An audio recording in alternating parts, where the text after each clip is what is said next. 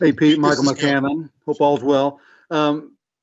Obviously sticking with Malik, how have you seen him? You've talked about the different changes he's been making and progressing with on the field.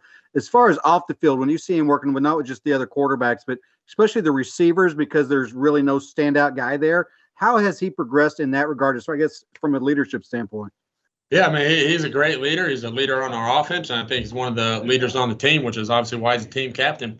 And he's taken a more leadership role and is very vocal, especially with the receivers. Obviously, I mean, we lost Tutu and Dez last year, but we have a lot of guys that are all right there in terms of catches and yards. And I think Malik's done a great job with all of them, and they've done a great job too. We got some playmakers out there. But I think it helps too sometimes. I mean, we're just calling the offense for the most part, Coach Sad is, and who's ever out there at receiver, he trusts, and he's going to go through his reads no matter who's out there at receiver. And I think there's some benefits to that as well. Hey, Pete, this is Gary Graves from AP. How have you worked with Malik in terms of his patience toward that end, in terms of, really just kind of settling in and going through those reads? Yeah, I mean, obviously we know what Malik Cunningham can do when he's out in the open field running the football.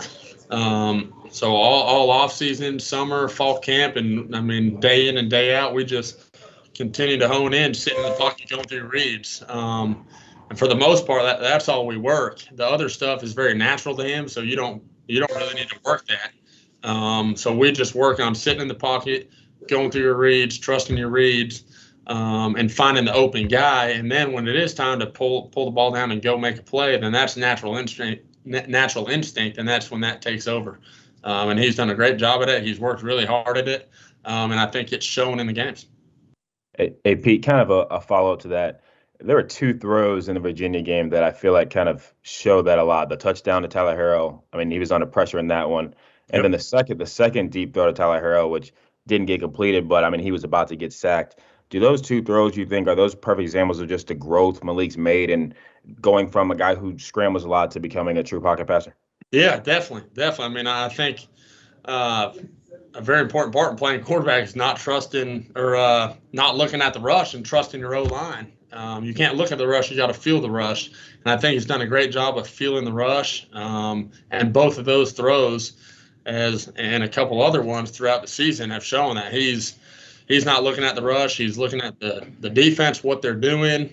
He's trusting his O-line, and he's making those throws. And, yeah, I mean, the first play of the game was a 91-yard touchdown. Great throw with a little bit of pressure in his face. And then we took the shot there in the fourth quarter, and we didn't complete it, but we were really, really close to completing it. And I agree with you. Those two throws were big-time throws, and he's going to need to continue to make those throws in order to win some of these games. At what point did you see that click for Malik where he was like, because even Ole Miss, he was running a little bit too much. At what point did you feel like it clicked, like, okay, I got to sit in the pocket and trust my O-line like that? I think it really clicked in the UCF game. I think it really clicked in the UCF game. I mean, we've had a lot of conversations, and what's going to make him a better runner is proving that he can sit in the pocket and make throws. Because then the defenses have to defend that, which opens up some more running lanes. So I think the UCF game is when he really showed that, hey, I can sit in the pocket and make these throws, and in turn it's going to make me a better runner as well and a better offense. Hey, Pete, Michael McCammon again. When you look at the film of Boston College and how they try and stop the pass, I mean, they've done a decent job of it without really getting that many sacks. I think they're last in the ACC in sacks. But what's their strength against the pass that's made them do as well as they have done? Well, they don't give you any easy throws. They play a lot of man coverage. They press a lot, and they do bring a lot of pressure. And they don't give you any easy throws. So we're going to have to be precise with Malik. He's going to have to be very accurate. Every throw is going to be contested. The DB is going to be right on the receiver. So we're going to have to be very honed in on the route concepts we're running, where we're trying to go with the football. And Malik's going to have to be very, very accurate because they make you work for everything. They're a very disciplined defense, and they play very, very hard. And then they're tough, and they're going to make you earn everything.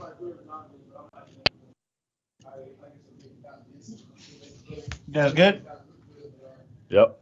Good. All right. Awesome. Thanks, guys. Appreciate it, Pete.